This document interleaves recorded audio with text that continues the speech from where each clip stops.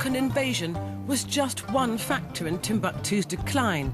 By then, the shifting focus of European trade from the Mediterranean to the Atlantic was already depressing the fortunes of the whole region. West Africa was always going to lose the battle. Why? Because the demand for African gold fell at the beginning of the 15th century. Europe was then buying its gold and precious metals from America. The markets were getting poorer, and all that played a big part in affecting West Africa.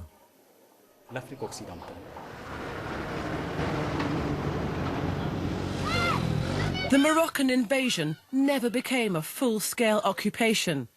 The long years of the late 18th and 19th centuries saw the whole Niger region embroiled in a period of anarchy, a series of violent struggles between Sufi brotherhoods, each pushing their own brand of fundamentalist Islam, destroyed all hopes of a return to the stable days of the Songhai Empire.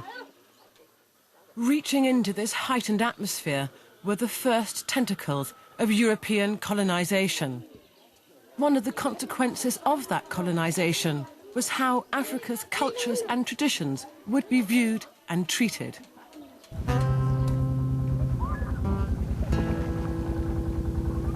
Europeans knew the Niger flowed inland, but thought it might be a branch of the Nile or the Congo, or might empty into a yet undiscovered inland sea. In 1805, the Royal African Society sent Mungo Park on the second of two expeditions to chart the Niger's true course and find Timbuktu. Who better to tell Park's story than a latter-day explorer sturdily cast in the Park mould? His great-great-grandnephew, Doug Park. My ancestor was Mungo Park, and he was the first European supposedly to lay eyes on the Niger River. And he wrote about it, and after his first journey, and became famous for that. The second time he went to the Niger River, he actually made it quite a bit further, and he brought a lot more people along with him. Mungo Park did make it as far as Timbuktu, was never actually able to get to the city. So somewhere around where we are right now, perhaps, he had sailed past. Unfortunately, he was a few hundred miles up the river from Timbuktu. He was ambushed by a number of natives who had been following him for a while, and he jumped into the river and drowned. The local trading societies didn't want the Europeans to find out where the cities actually were, and so those people protecting these Middle Niger cities were very aggressive, and so it wasn't easy for any early traveler in this area.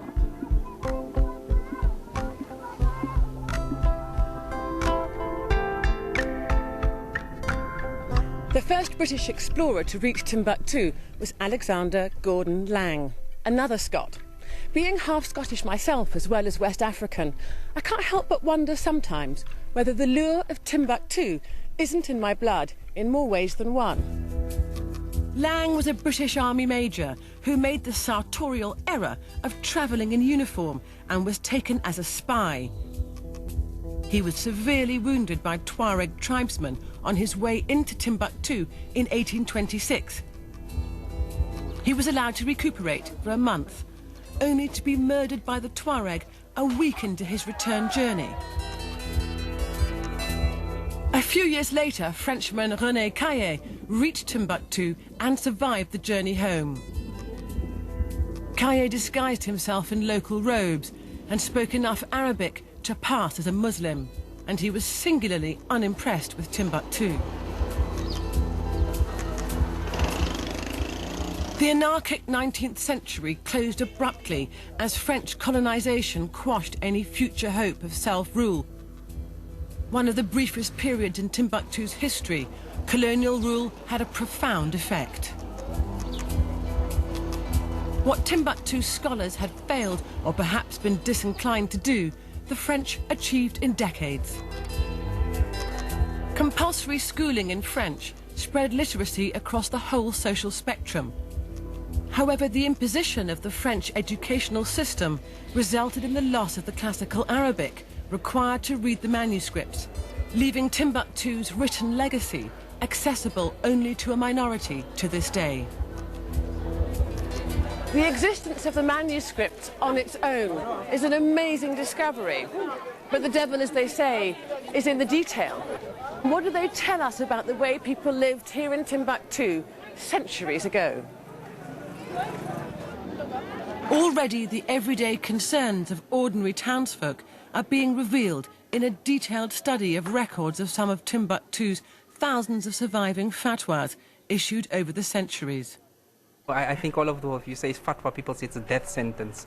A fatwa literally means it's a religious verdict. One of the interesting ones on women who got married while married. You have one incident of a woman whose husband traveled. She said to him, well, you're leaving and I need you. And he said, well, if I'm not back within a certain amount of days, you can then divorce yourself.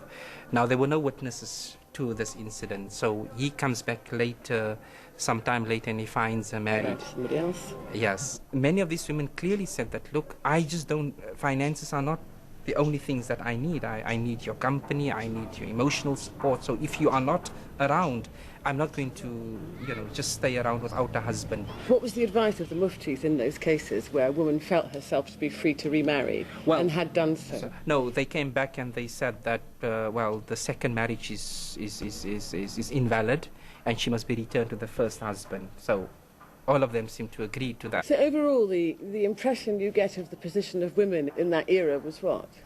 Is that they were present, they announced their presence, they had their say, they were not simply sitting at home. There's another manuscript that is not a fatwa, but from there you can see that husbands were always very worried whether they could really satisfy their wives. So there were some anxious men around in those days?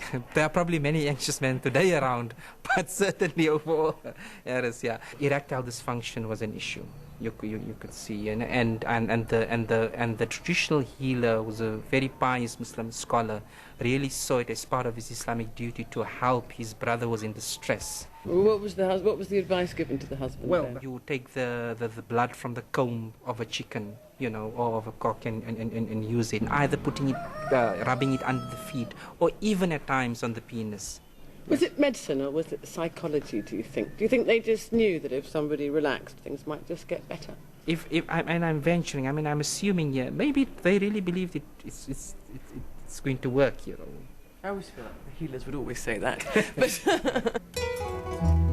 in the 17th century, following Moroccan invasion, Timbuktu scholars began the first rewriting of this part of Africa's history. The Timbuktu tarikhs became a whole new literary and historical genre. The Great Tarikhs are a series of histories of the city and the wider region, written with the express purpose of supporting the existing elite's right to rule within the new Moroccan regime. Their authors drew on written records as well as oral traditions, reinterpreting the past in the light of subsequent events, much as a modern historian might do today. And as such, they need to be weighed carefully.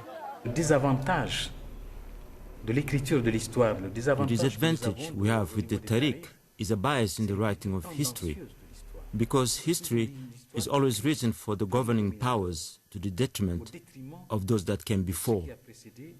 ou de ceux qui existent When réellement. you read the Tariq al-Fattash, you see an argument supporting Songai's Askia emperors and condemning the Soni. Both are from the same family, but from opposing sides.